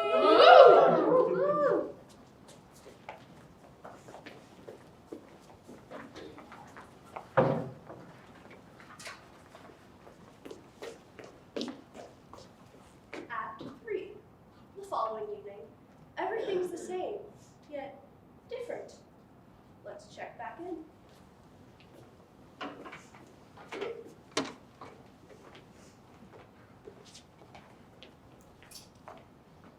I've often thought about you since that time I dropped in on you. Remember? The air raid, the bed, corpse. Quite a night. I used to pop in if I was in the neighborhood to see if they heard any news of you. I'm glad you're back. Pity I've come on a different errand this time. Listen, I've got sons myself, 3 of them. But when you've been around as long as I have, you get a nose for trouble. Know what I mean? You've got this sixth sense. You know when you can turn a blind eye, or when it's something more serious. I understand what you're saying, Sergeant, and I thank you. Any other time you would have told me, you just would have sent me bananas. But now what can I do? Throw my boy out of the house? Throw my daughter out of the house? Throw my wife who doesn't know how to be a mother? I'm afraid there's more to that. As far as your son's concerned, I haven't told you the whole story. I very much fear that I have no choice but to arrest him. If he's done something to deserve it, Well, it's up to you. I've had my eye on him for some time. And the other one, Pepe, is getting beyond a joke. No one can leave their car parked for 5 minutes with those two around. According to my information, they've got a job on tonight. So if we catch them red-handed, I've only got one option. Haul them both in. If you have to, you have to. You mean you're not bothered? No, if they're caught red-handed, that's their lookout, isn't it? Isn't Donna Amelia back yet? No. Or Amadeo? No. Well, how long are they going to be? The doctor's waiting for them in there. Is anyone back yet? No one, Doctor. Good God, I told them it was urgent. Where the hell are they? We can't wait all night. That child is seriously ill. Santa Ana, Santa Ana. She's in a very bad way. Because you idiots always leave it to the last possible minute before you call me in. Madre, Padre, Espíritu Santo. It's always the same with you lot. It's a wonder how you manage to stay alive. You know perfectly well why we do it. It's because we think doctors bring bad luck. And as a result, you die. Good grief, what do you expect when you don't call the doctor into the last minute? Bad luck. Bad luck or not, the little girl has now got long to live. Dios mío, Padre Rita. That poor child is named after you. Bring down your goodness on her, we pray. It's no use calling on the saints. I'm sure it does you great credit. Faith's a fine thing to have, but I tell you this for nothing. Unless someone comes here pretty damn quick with that prescription I made, that child in there is going to die.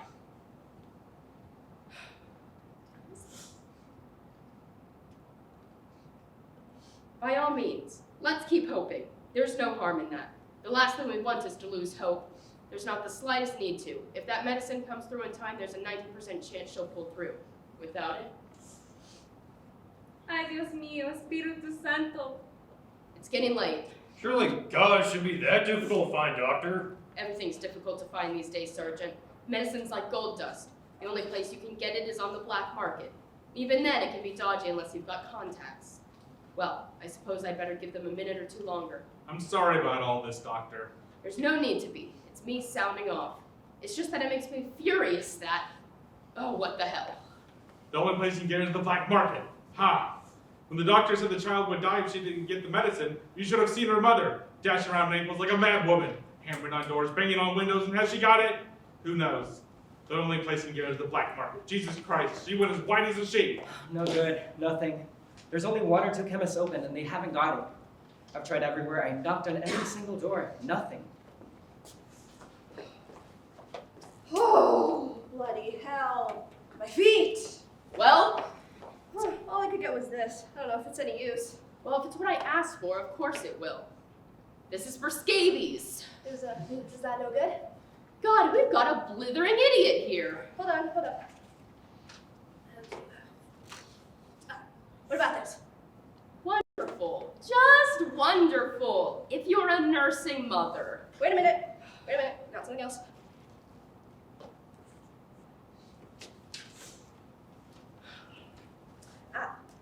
Here we are. Pills.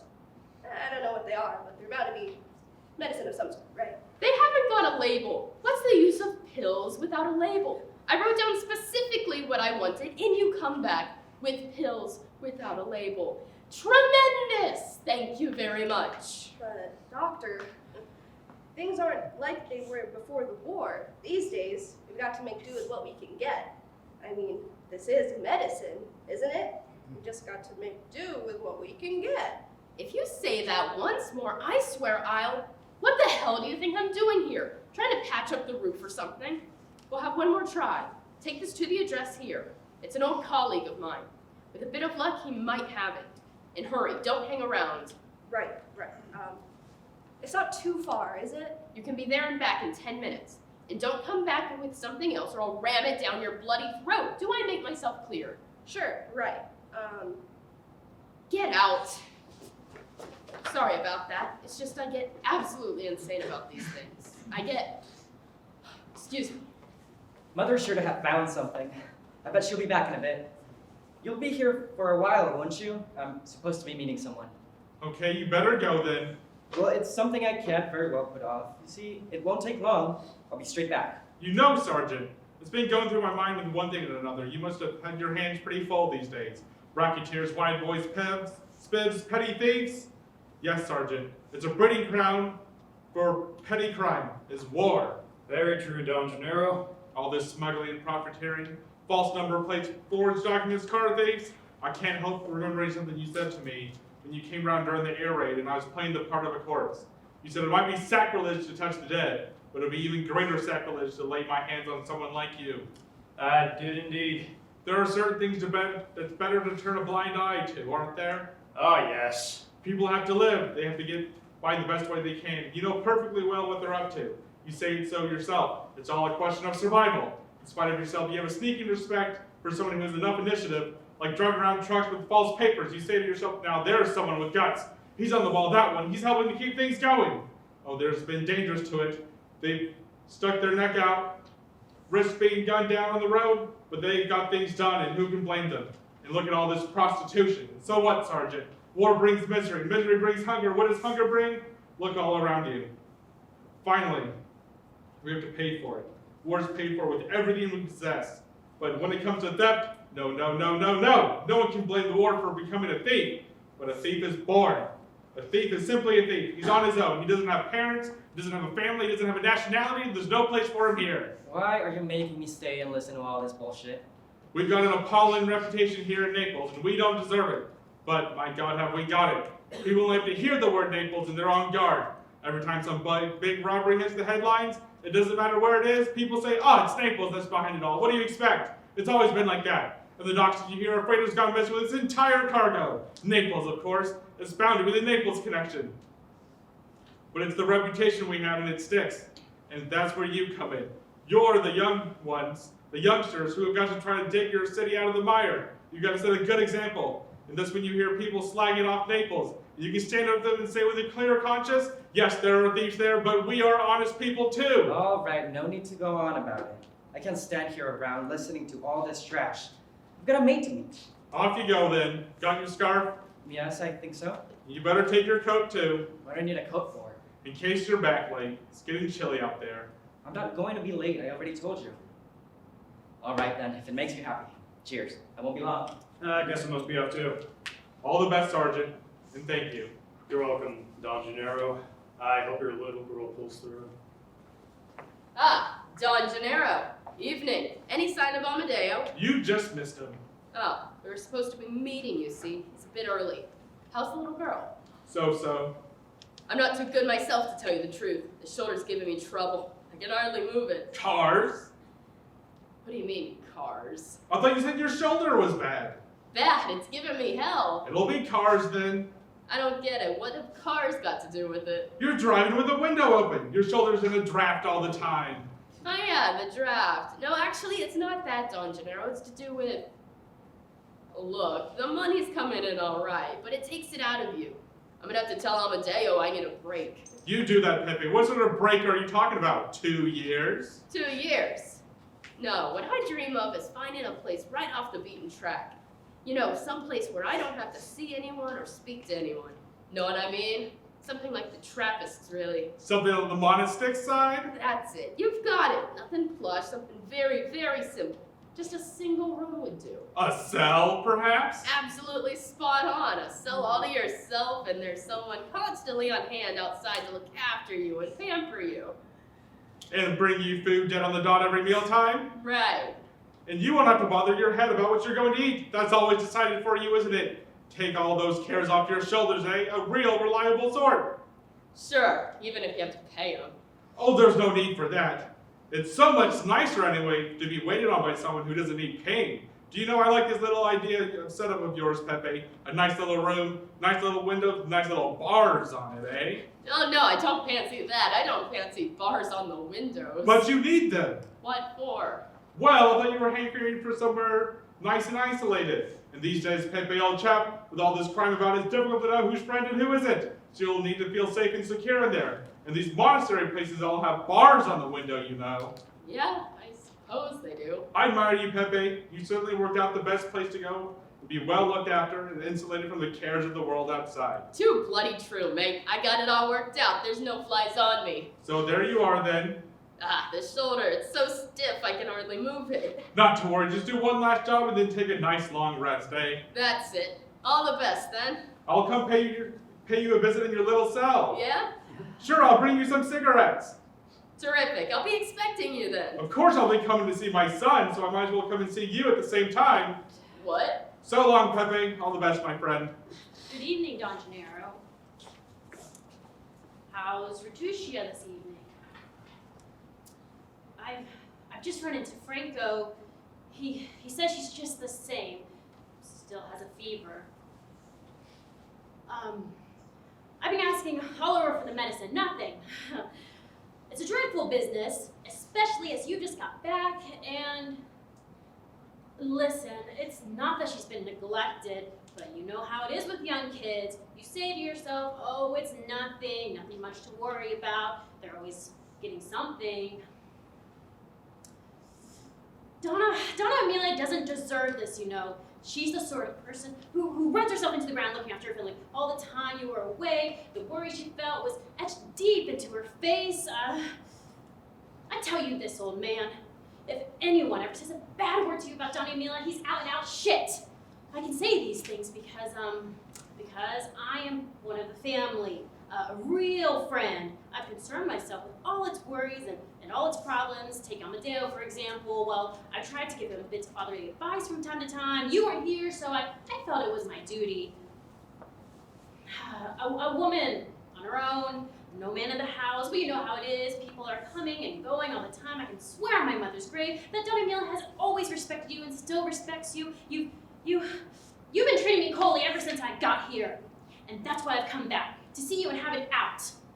If anyone should be making excuses, it's me. No, not her. As far as you're concerned, Donna Amelia, she's innocent. You can be absolutely easy in your mind. I'm leaving tonight for Calabria. If there's anything I can do at any time, I hope the little girl gets better. Good night, Don Gennaro. Oh, nothing. All I found was this box of pills. Guess I'll take them to the park now. Nothing. I've been everywhere. I've knocked on every door in Naples. Someone must have it, but they won't part with it. They'd rather see a child die. How can they live with themselves? Profiteering on medicine, holding it back so they can push up the price? I think it's downright criminal. Excuse me, not intruding. No, come in. Good evening, Don Gennaro. I don't want to make myself a nuisance, but, well, I hear you're in need of some medicine for your poor little girl. With this feels. Doctor, have you got a moment? Yes, what is it? This gentleman says he may have what we're looking for. Where? Let me see. Yes, this is exactly what I'm looking for. Good. It's the merest coincidence, but 6 months ago, I had my second daughter down with the same thing. What a stroke of luck, eh? If you'll just hand it to me, I'll... Well, as a matter of fact, no, doctor. I'll prefer to give it to Don Amalia myself if you don't want. Amelia, come out here for a moment. It's Don Ricardo to see you. Ah, Don Amalia, good evening to you. What do you want? Well, as it so happens by chance, I happen to have the medicine the doctor prescribed for your little girl. I've taken the liberty of bringing it with me. How much? Well now, let me see. What would you like to give me back, huh? Everything I ever had is yours now. You've taken the lot, my house, my apartment, my wife's trinket, everything. I had to come cap in hand, begging, groveling for a handful of rice for my youngest daughter. Well now, Donna Amalia, now it's your daughter we're talking about. But this is medicine. This is a matter of life and death. Of course! And you're quite right to imply that without the medication, your daughter will die. But, Donna Amalia, if I hadn't let you strip me of the very shirt on my back, wouldn't my children have died too? Of hunger, of disease? You see, my dear lady, sooner or later, we all come to a point where we have no choice but to knock on our neighbor's door. Well, at this very moment, I know you'll give me anything. I mean, anything I care for after. Well, suppose it came into my head to find you running all around the neighbors, as I had ordered to find a little bit of flour when one of my little ones got ill. Supposing I said to you, Go on, Donna Mama, enjoy yourself. Start running around from house to house in a panic, hammering on doors and rattling on shutters and pleading and begging. It's the most tremendous of fun. No, I won't do that. I just want you to realize that there comes a time when we are all called upon to reach out a helping hand. Here you go, Doctor. I think Donna Maria understands my point. Good night to all. But best wishes to you.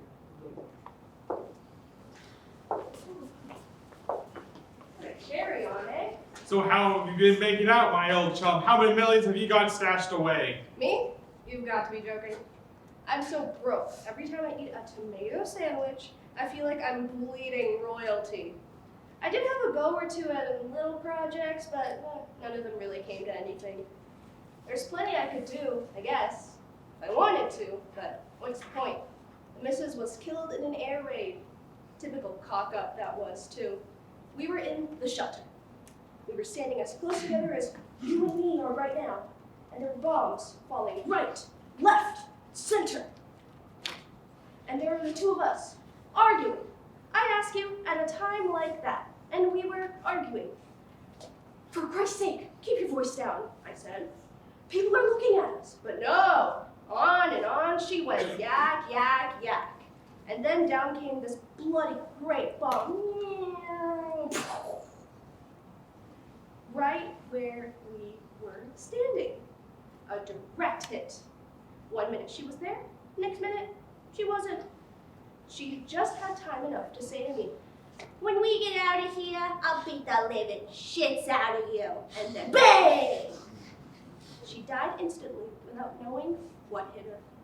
Best way to go if you ask me. So, as I say, I've got no one to worry about but myself. So why would I want to go into business?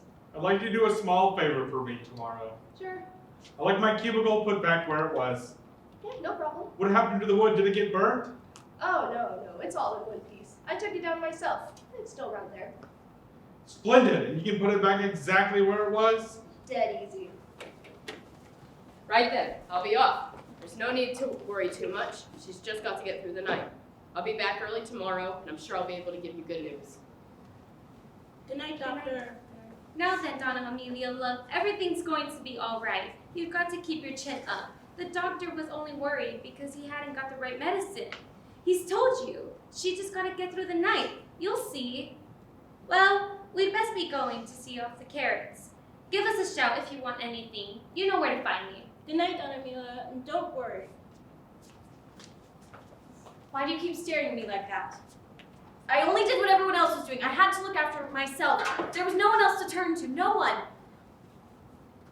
Why do you keep staring at me and not saying anything? You've been staring at me and not saying anything since this morning. What are people saying about me?